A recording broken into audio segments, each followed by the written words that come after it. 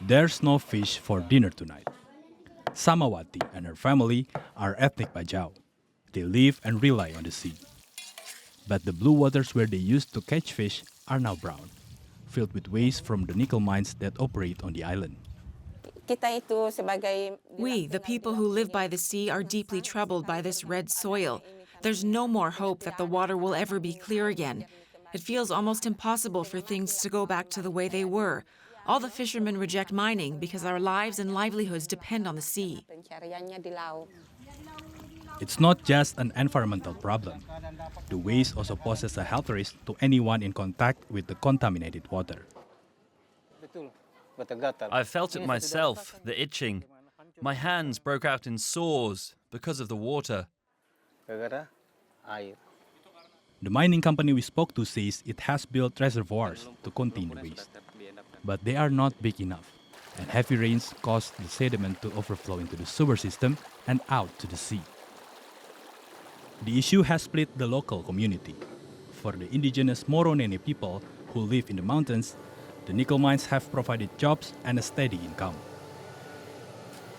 For the time being, the presence of the mine helps support both my family and the local economy. Take me, for example. I have 2 kids who are still in school, and I don't have enough money to cover everything. But each month, the company helps pay for their school fees. The Moronene people have also profited by selling land to the nickel mining companies. They see the Bajau as migrants with no claim to the land. This conflict has made finding a solution harder.